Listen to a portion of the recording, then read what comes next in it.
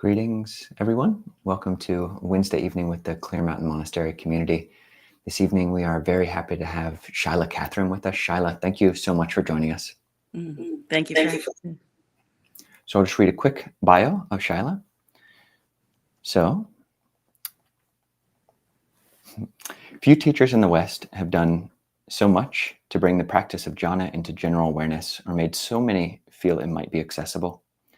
Shaila Catherine is the founder of Insight Meditation South Bay, a meditation group in Silicon Valley, and also Bodhi Courses, an online Buddhist classroom, both of which we'll link to in the notes.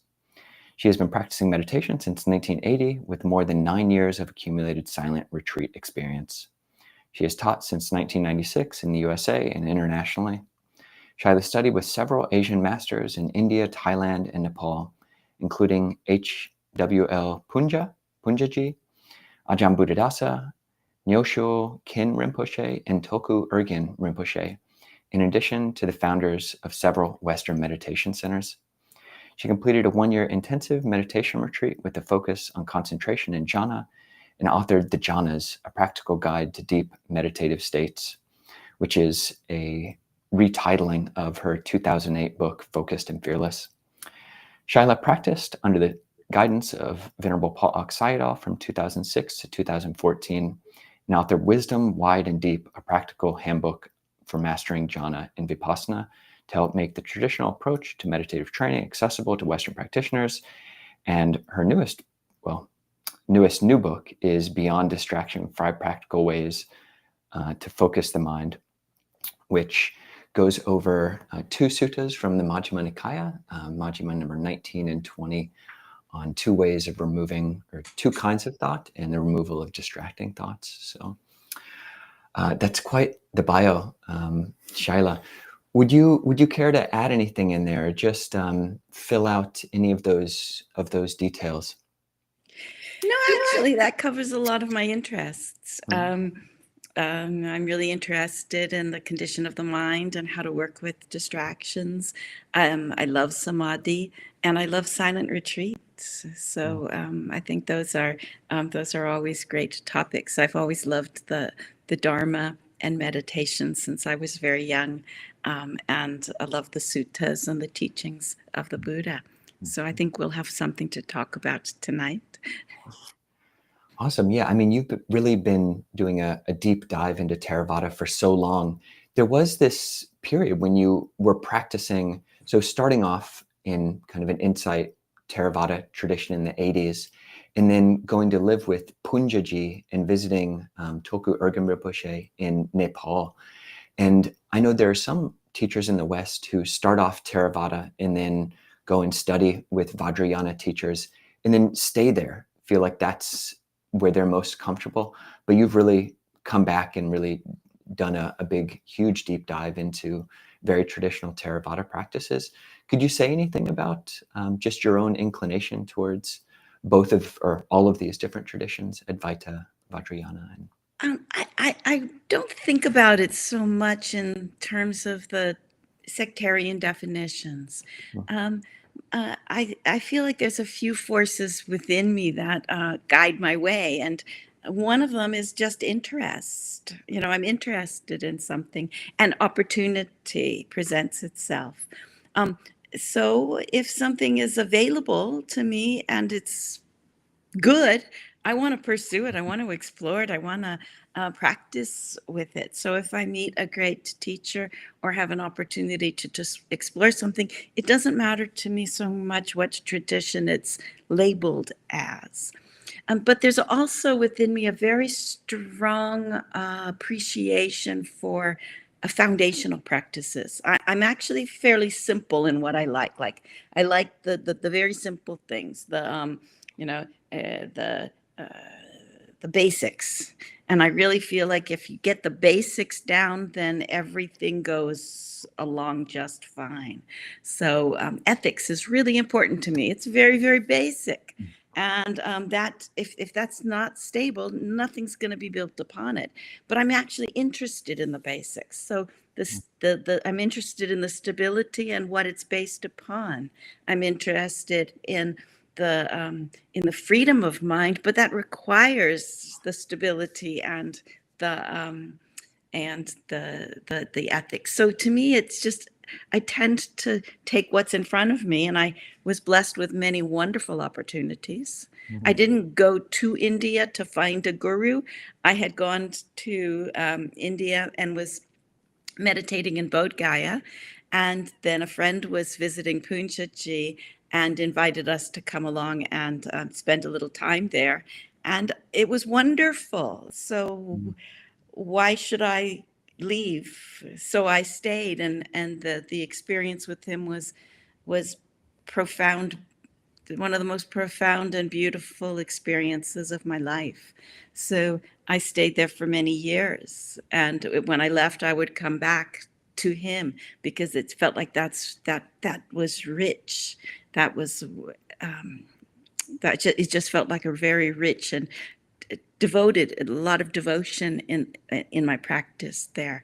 But I didn't feel like I became a Hindu Advaita practitioner or anything. I was still interested in practice, interested in the basics of practice, and interested in liberating the mind, freeing the mind from any obstruction, any defilement.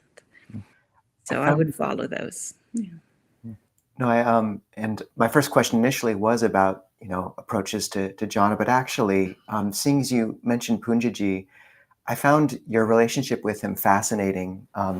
You've mentioned that he didn't actually teach meditation, and yet what he did was ask, just embody something profound and powerful. And you mentioned an instance where he asks, where you kind of had this opening, and he asks you what you want, or what you wanted. And would you speak about that experience and just the kind of strange power of transmission, which is not something we talk about in Theravada, where just by talking with a teacher, something profound passes between two people.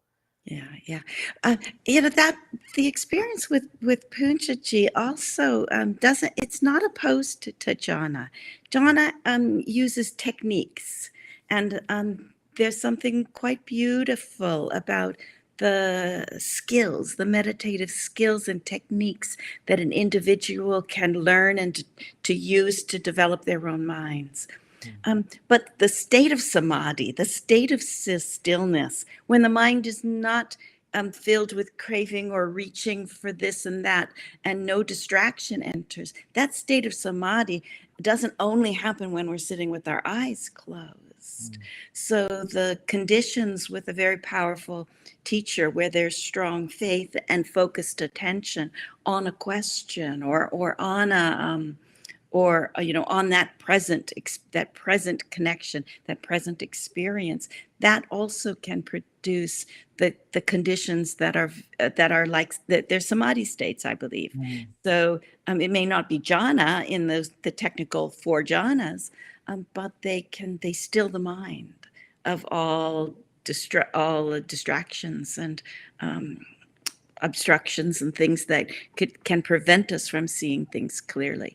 So when the mind is still, and one asks oneself, or a teacher asks one, what do you want? Sometimes the answer becomes absolutely vivid.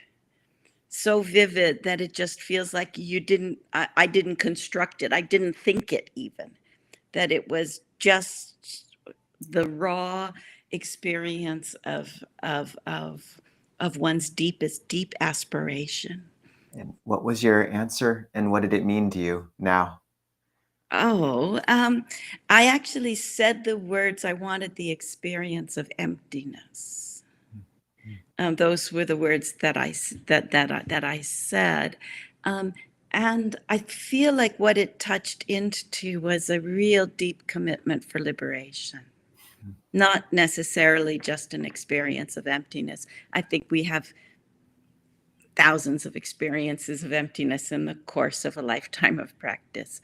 But I feel like I didn't say I wanted awakening.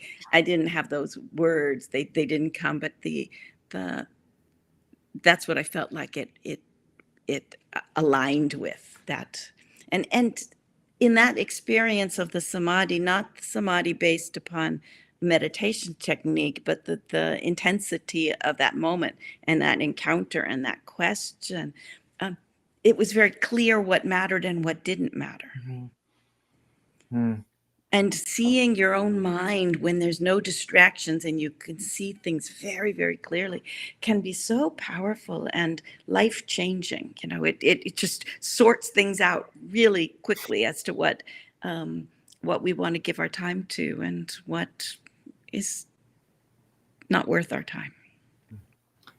Well, speaking of seeing clearly, and we've mentioned the jhanas a bit already, your first book that I know of was titled Focused and Fearless. It came out in 2008, which is a very detailed account of how to do these jhanas, these states of absorption.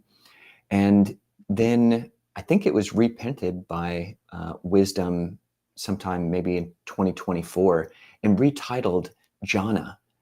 And I think it's a great name. And I thought Focused and Fearless was great as well. But what do you think has changed in the last 15 plus years since you first wrote it that allowed for that name change? And I know the book was expanded. You added more exercises and more detail. But yeah, what affected that change? And yeah, it really was more of a change of the world than the Dharma world in the West. Then it is a change of my book. And yeah, I did revise the book. Yes, I did add 20-something additional exercises, but it's still basically the same book. So I do tell people, hey, if you already have Focused and Fearless, you don't have to run out and get the other one. It's really teaching exactly the same thing, but just improved a little bit after 20 years. So I actually wrote Focused and Fearless in 2004. And I was fresh out of a long retreat. I had been in retreat for 10 months to a year or so. And that was all, the retreat was all about jhana and using jhana as a basis for insight, and then developing the jhanas in different ways and really exploring those concentrated states. So I needed to digest the experience of having spent so many months really secluded from everything else, even the perceptions of the body. I wasn't paying attention to all the satipatthana things. I was really just experiencing the still mind and what are the effects of that. So I needed to digest the experience when I emerged from the retreat. And I used writing first as a personal process. And when I wrote the book, I had a hard time finding anyone to publish it because nobody really talked about jhana in those days. And then when Wisdom agreed to publish it, but they said they said that it didn't make sense to put jhana in the title because nobody knew what it meant. And I hadn't intended to put it as the title, but I had included it in the subtitle originally. I forgot exactly what my proposed subtitle was, but it had jhana in it. And they said, nobody knows what that is. It's going to turn people off. So we wanted it to be in more plain English, the title. But things changed a lot over the years. That was, they published it in 2000. I wrote it in 2004. They published it 2008.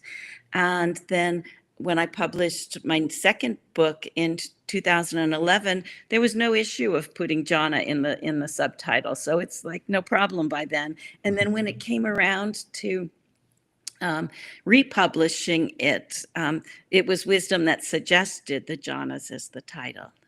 So I thought, okay, because that's the most descriptive title of the book. It may not be poetic.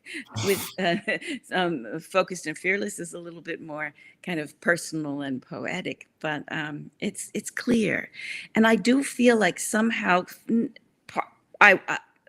partially the work that I did, but not only me, many other people have been exploring concentration and the experience of the still mind, so that those practices have just become more available and more people are talking about them. So so it just seemed like it was fair to use the word. It was the time to use the word. It had made it into English a little bit. And I feel okay about that, because I do feel like that book is for meditators. Hmm. So if somebody has never heard the word before, they're probably not ready for the book.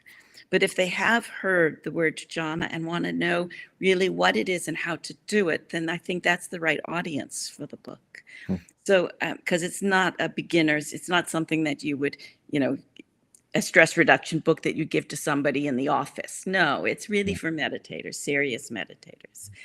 So I was happy with the title change. How different that it makes people's impression of the book, I don't know. I do feel like there's a lot of things that are being talked about as jhana. So even though I feel like it's a good title for the book, because I feel like that's what the book is about, people can read different books on jhana, and somebody has to look and see, well, what is this teacher using that word to mean? What is the actual definition of the states? Just like when I have students come to retreats and they describe, oh, I was just I was just on retreat and I was doing the second jhana or the third jhana. That doesn't have any meaning to me, because the word has come into the language so casually that it's often used in a way that isn't what I refer to as jhana. So I usually have to ask people to describe, well, what is your object of the meditation? What is the condition of your mind and the experience of your mind before you enter jhana? What are you perceiving within the absorption, and what are you perceiving after the absorption? And afterwards, what is the capacity of your mind? Or what is the mind inclined towards? What are you able to do or not to do? What are the kind of conditions of the mind? What's the effect of the state, so to speak? And many times what people are describing as jhana doesn't actually fit my definition of the way that I use the term. But it's usually not too difficult to describe the difference, and then try and find a common language so that we can, so that if I give an instruction, it's clear as to what is meant by it.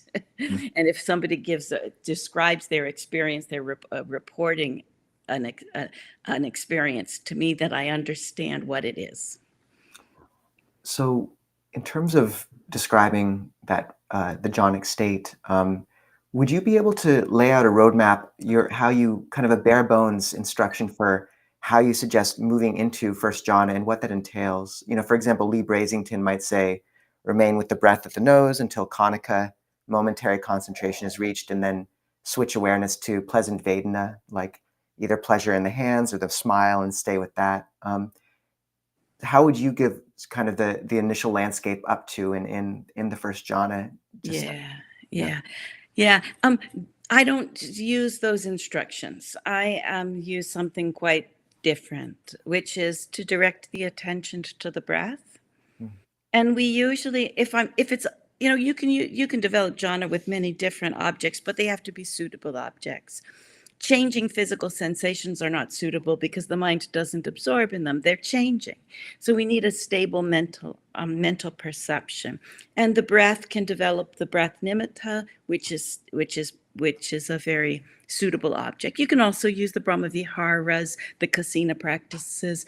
There's a variety of things that one can use for jhana. But I like to teach the breath or the metta are the two that I like to teach in retreat formats. And then if somebody wants to go through all the other objects, I usually do that in one-to-ones, one-to-one guidance.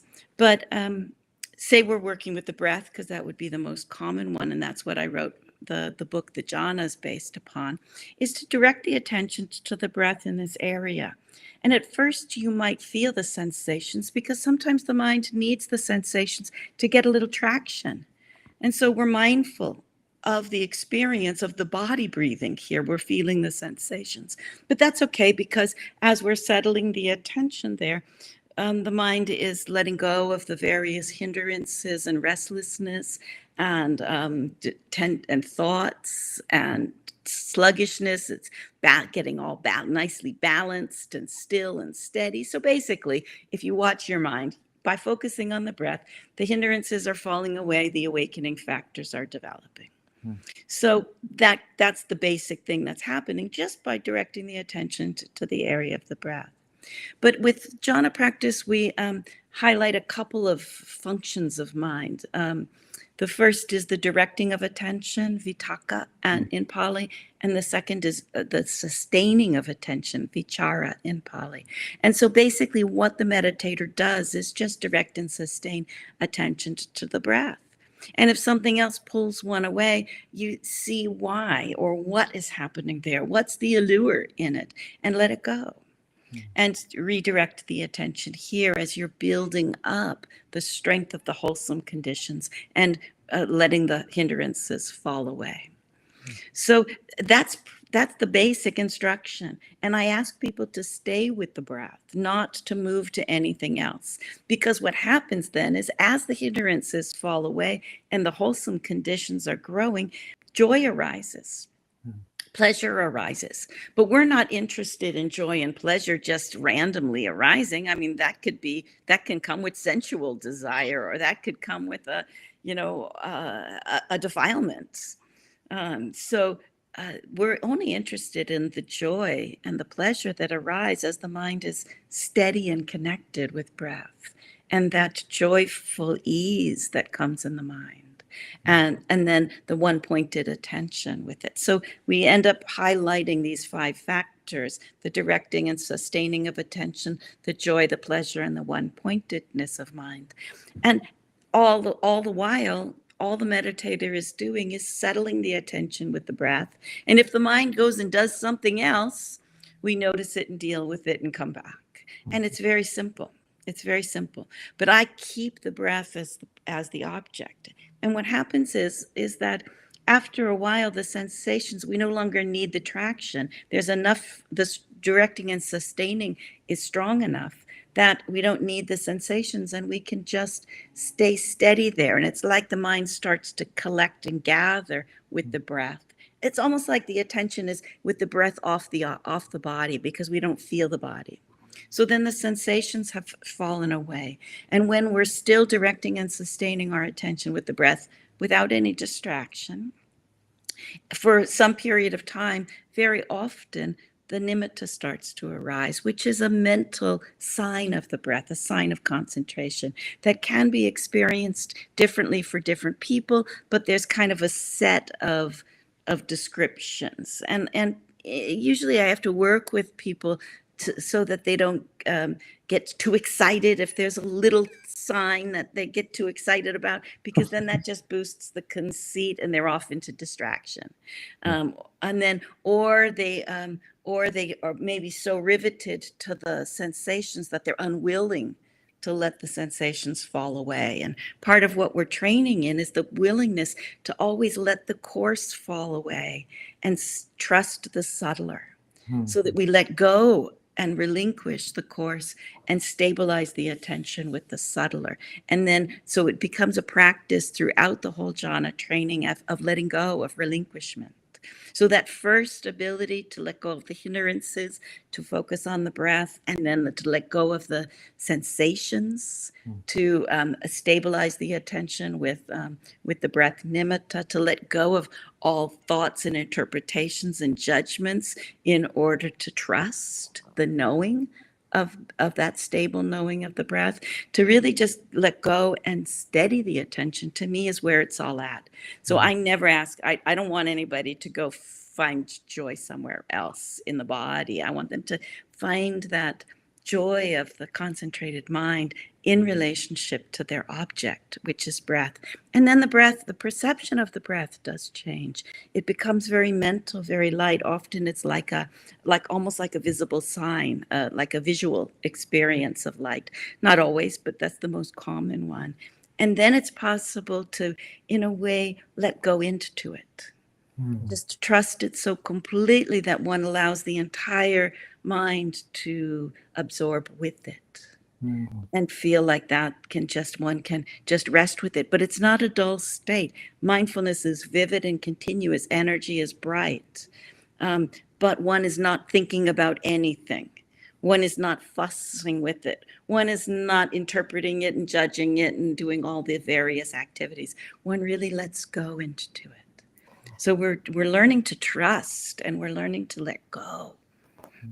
And when you speak about letting go into the breath nimitta, is that breath nimitta usually light, or is it, how do people identify what they're letting go into? What does that initially feel like? Most people perceive it as a mental light, like a bright white light in the mind. Some people will experience it as with somewhat defined region, and many people will experience it filling consciousness. But it arises in association with breath, and it dissipates with if there's a thought of something else. So it's a steadiness with one object is the training ground. Shaila, in terms of that object, that first book, Jhāna, or Focused Affairs, really does use the breath as the through line. But your next book, which came out in 2012, Wisdom Wide and Deep, really takes a big step back and looks at the 40 traditional meditation objects of the Visuddhimagga, which Pa-Auk Sayadaw, he has his own interpretation. And your book really is extremely technical and also extremely practical. You've got these kind of sidebar boxes of ways to make the meditations very practical, like with asubha or contemplation of repulsiveness. You suggest, in examining how attached we might be to our bodies, you suggest, if you want to see if you're attached to your body, just spit out and then take it back in. And do you want to do that? Is that something you want to do? So both very practical, I think your own creativity, like looking at these things. But there are 40 objects, and we've mentioned some of them already. But I'm just curious, and we don't necessarily need to mention all of them right now, but that's a lot of objects. And how do you suggest someone, they can read your book, but do you suggest everyone experiment with all 40, one after the other? Or, what do you suggest? I think that's partly why I mostly teach breath and then metta. And if somebody has done, the nice thing about working with the breath is, to me, it's just there's something so honest about it. It's simple. We're all breathing. As long as we're alive, we're breathing. So there's a present experience of something human and simple. It's not a very spiritual, dramatic, mystical object. It's just the breath. And it develops the nimitta and the sign of concentration in a way that you can very clearly see what's happening in the development of the samadhi. So I like the breath as an object because it's such a clear and honest approach to meditation. And if there's distractions, you're going to know what they are. So we don't want to hide our distractions. We want them dangling right in front of us, right? So we can face them, so we can work with them. Now, metta is a beautiful object because it has such a strong heart component. And many people will experience the trust, the wholesome conditions of metta, which make the mind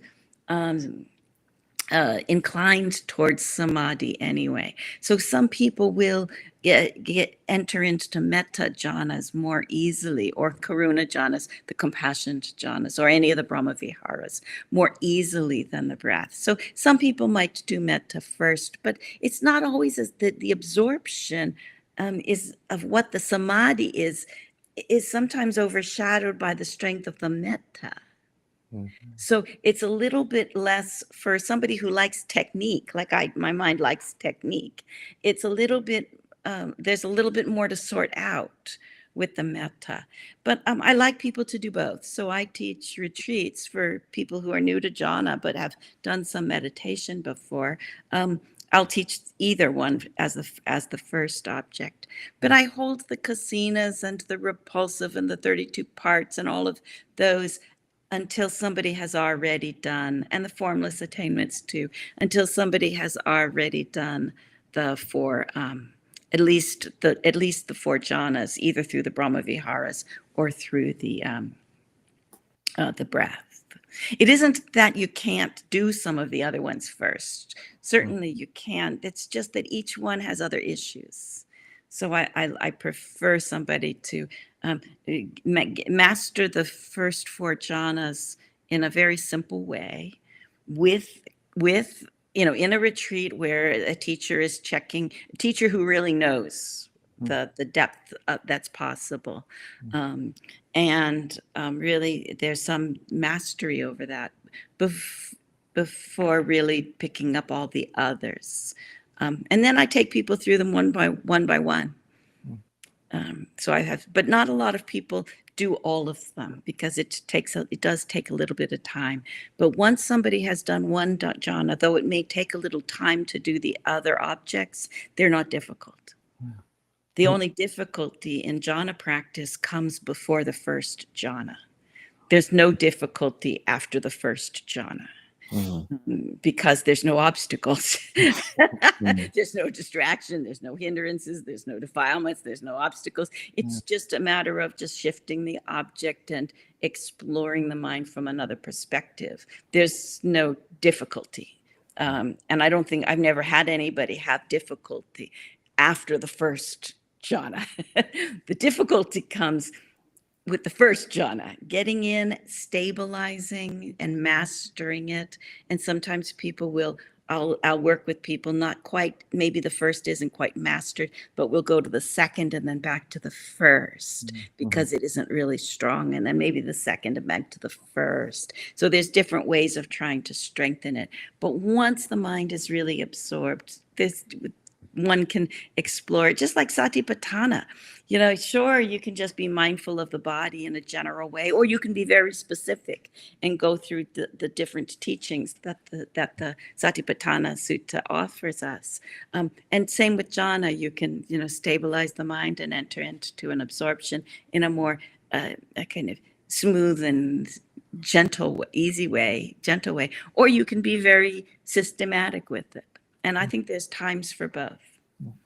And Shaila, just over the years, I heard a podcast interview you were doing in 2013, and you were saying that you taught your first jhana retreat in 2004, and that it was very gung-ho. You had a lot of zeal for it, and maybe were pushing students, I don't know about number of hours, but I'm just curious how your teaching of jhana, especially in this somewhat hard stage of just getting to the first jhana, has your way, I think you said then, 2013, that you had kind of softened up a bit.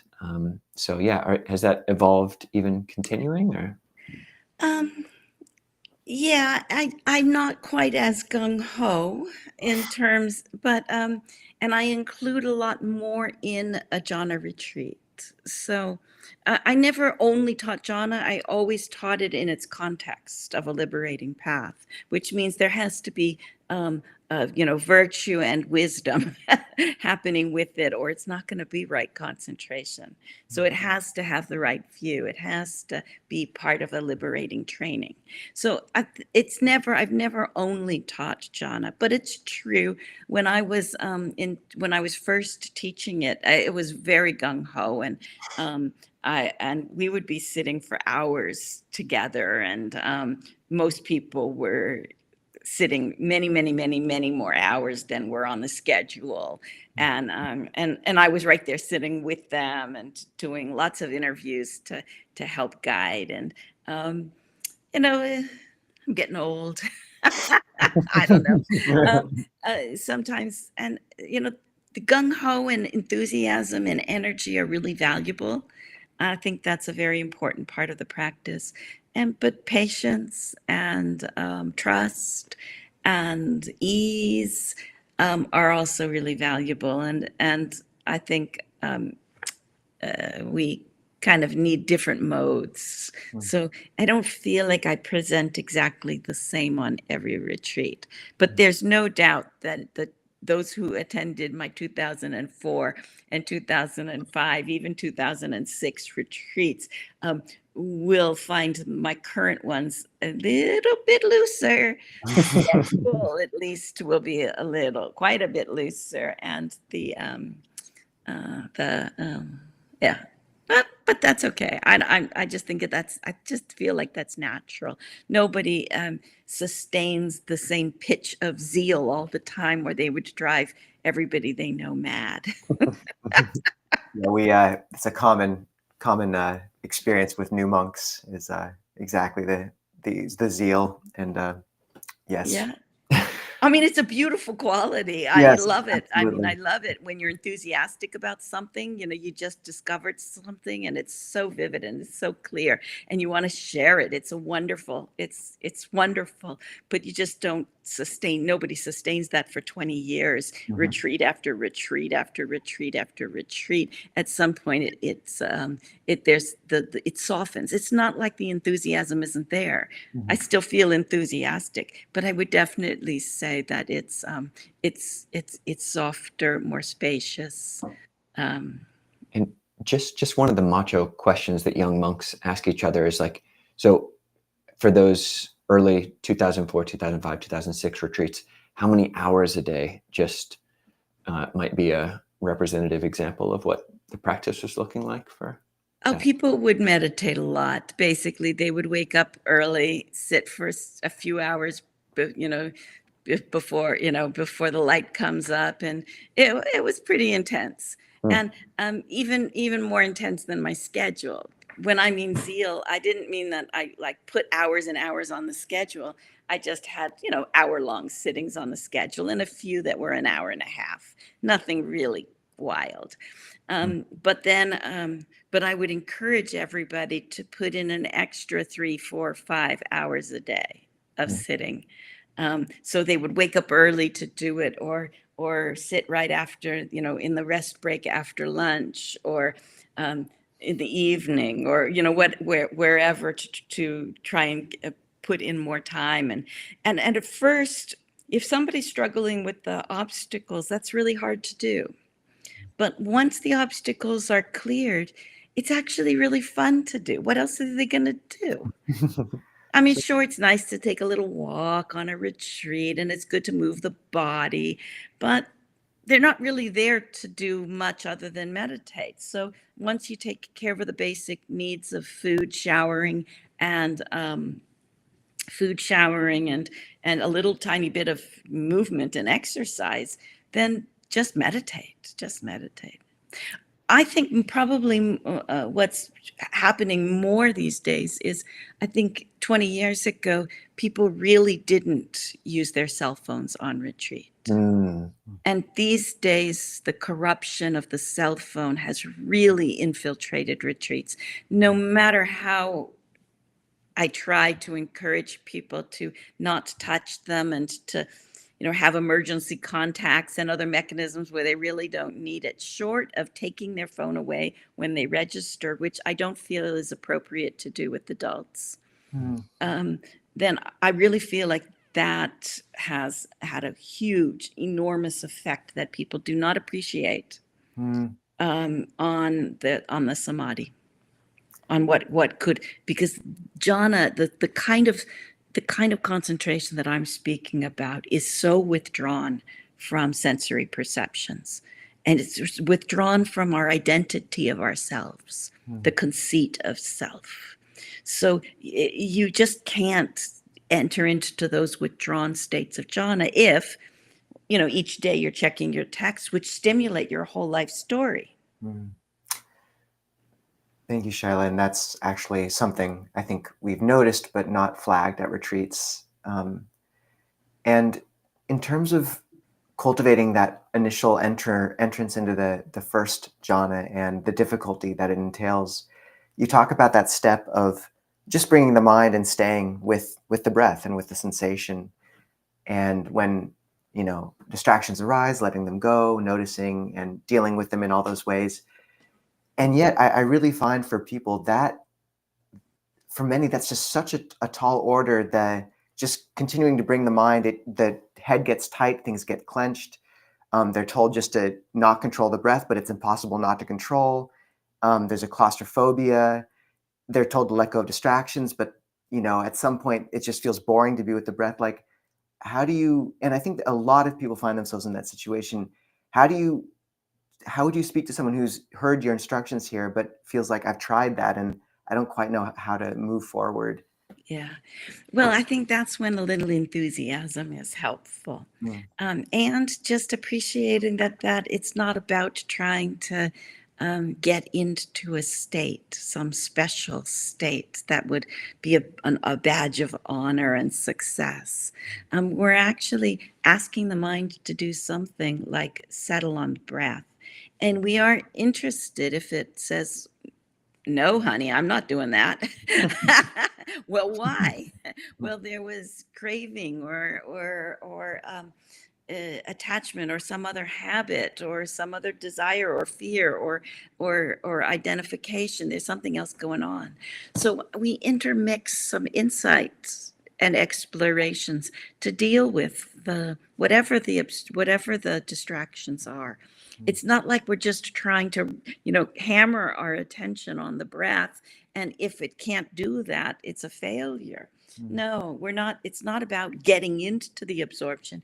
It's really about understanding the mind and therefore being able to clear the mind of the obstacles. Really let them fall away. They only grow when we feed them, but we often don't see the subtle ways that we feed our defilements, because sometimes the defilements are just our own desire to succeed. And it seems like, sure, you need a desire to concentrate in order to concentrate, but at some point that desire, if it's connected with the I wanting to succeed, becomes the corruption. So we have to maintain the desire for the concentration that supports the path, letting go of the conceit of self. So we just work with it, and we're interested in it without judging ourselves. I don't think there's a problem. I don't think people have to, like, if they don't get into, if they don't get into it on some timeline, or settle the mind on some timeline, that they can't do it or they're a failure. I think we blend in other practices. If there's a lot of anger, we might do more loving kindness to create better conditions for the samadhi so that we can see what's happening in the mind and let it go. But they should put down their cell phones. This is... Oh, yes. Okay. Oh, yes. Yes. Yeah. Well, on that topic, your final book, and we'll go to questions after this, but your most recent new book is Beyond Distraction, which is great. It's a very different book from your other two in that while it is technical, it's going through these 5 ways of removing distracting thoughts. It's much less technique specific, actually. It really elicits creativity of each student to figure out how to use these techniques. But the 5th technique and the whole kind of push of the sutta is pushing towards one of mastery of one's thoughts. At the end of the sutta, Majjhima 20, it says that when you cultivate these 5 skills, you will be a master of your thoughts. And when you want to think something, you'll think it. And when you don't want to think something, you won't think it. And that 5th technique of what you call the sledgehammer, of basically saying, no, I won't think this thought. How do you frame that for people who actually just aren't ready for that, who would take these instructions and use control in a non-skillful way? Like how realistic is this idea of mastery of thoughts for the average person where they're at now? I love that potential to have a mind that responds to our deep aspirations and intentions. So if we don't want to think something, we don't think it. If I don't want to go somewhere, I don't need to go there. We have a certain amount of choice in a way over the body. Samadhi gives us a lot of choice over the mind. So if the mind is steady and stable, and when I say samadhi, I don't just mean stilling it. This kind of samadhi develops with wisdom as a support. So we understand the mind. So I just love that possibility. Why be at the beck and call of every habit and every memory that arises and every potential fantasy or plan? I mean, that's not the way that I want to live in relationship to this mind, not when there is a way of training the mind. So the one of the things I loved about the discourse, and the reason I wanted to take it in as a training, and I taught a number of retreats and courses based on it, on the sutta teaching the sequence of the strategies before I turned it into a book to share more widely, was that, first of all, I did find that the thinking mind was the distraction. You know, people can handle the other hindrances, but restlessness lingers more than any of the other hindrances for the majority of people that I've worked with. So I wanted to focus a little bit on it. And noticing that the Buddha actually gave us a step-by-step approach, I thought, well, or how many people do I know that are actually applying the step-by-step? It's only 5 steps. It's not like it was a really hard one. Some of the lists that are longer, I can see why bother, but only 5 steps, you know, we could try that, right? So I started doing them as morning instructions on retreats, thinking, okay, there's only 5 steps here. Let's walk through it together. And I was quite amazed. And the first time I taught it, more people were presenting having experiences of not self and emptiness than on any previous retreat, even though I wasn't teaching not self and emptiness. But when you work through and let go of distracting thoughts, you're letting go of so many of the entanglements that selfing feeds upon. So it was not only a support for samadhi, I thought it was most profoundly an insight practice that leads to the insights into not self. So it's a training that goes through several steps, and the first one is just being able to shift our attention, replacing an unwanted thought with a more wholesome one. And we can realize we're not stuck in a habit pattern. We can actually shift that. And then we can see what is the problem if we were to run off with the distraction. What are the dangers of those thoughts? Because if we don't see a problem with it, then we're going to just let the mind wander whenever we're driving or walking or sitting or doing things. People let their minds follow the habits because they're not aware that there is a danger in it. And then there's the possibility of just avoiding, you know, like not going into that, like just avoiding that danger. And then we have to look and understand what are the causes for that habit. So there's an investigative phase. So all of these steps precede the sledgehammer. So by the time we say no, like really no, I'm not going to go into that thought pattern again. I've thought it 10,000 times already this week. It has not produced anything useful. I know where it's going, and I don't want to go there. We say no, but there's no aversion in the mind. There's no self-judgment. There's the investigation would have already unpacked any conceit or identification with it. So no selfing is going on there of any substance. So there's already wisdom, understanding of causes and conditions and habit patterns. So we're just saying no. As simple as that, no more to that pattern. And that's can be very powerful to open up a real freedom of the mind so that we're not just pulled around by these habit patterns. Thank you, Shaila.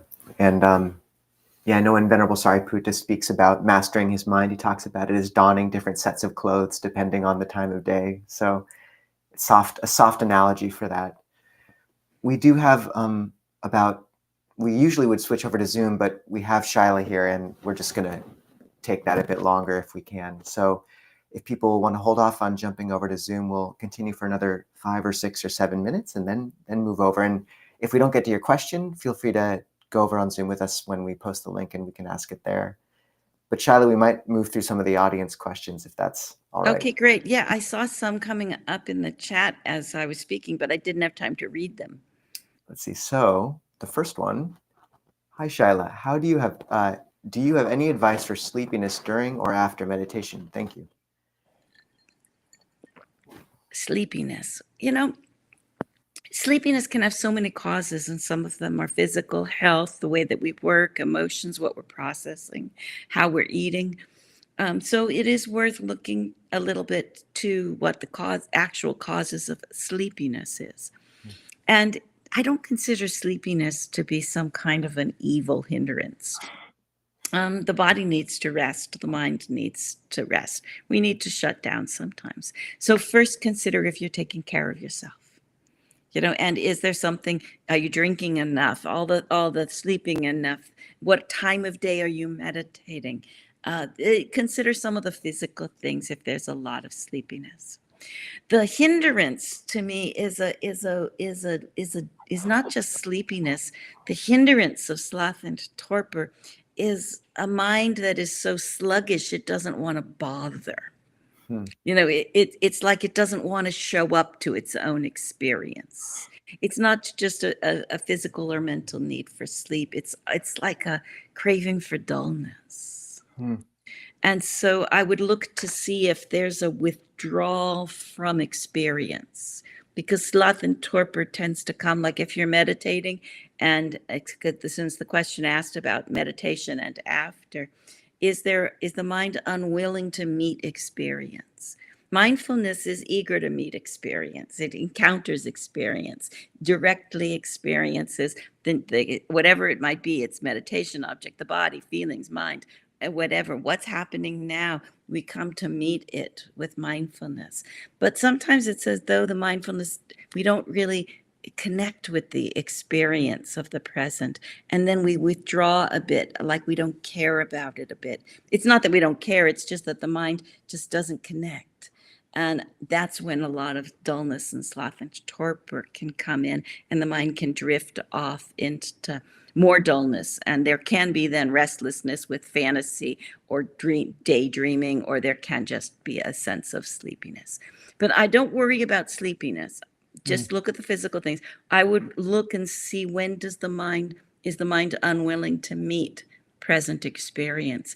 And can you coax it to meet the present experience? Not force it, just like invite the mind to see what's happening now. What's happening now?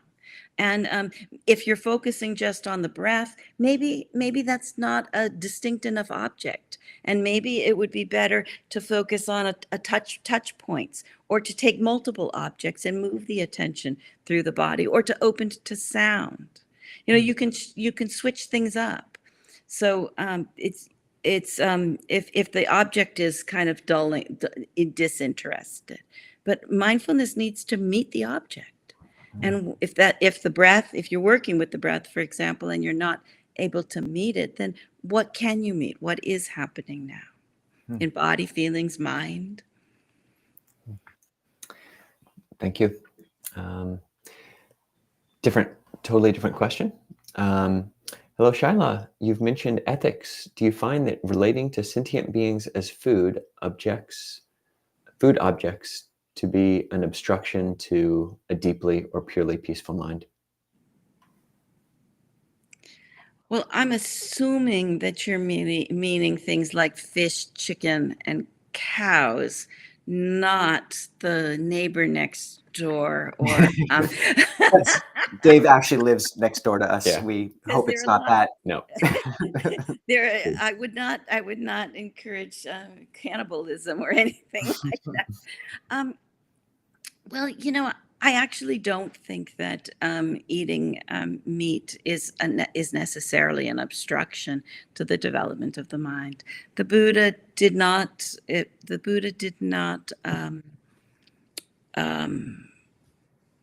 did not require a vegetarian lifestyle, and I think different beings need different kinds of food. So I think, of course, we want to be as kind and less cruel as possible in the world, cause as little harm as possible through our lives.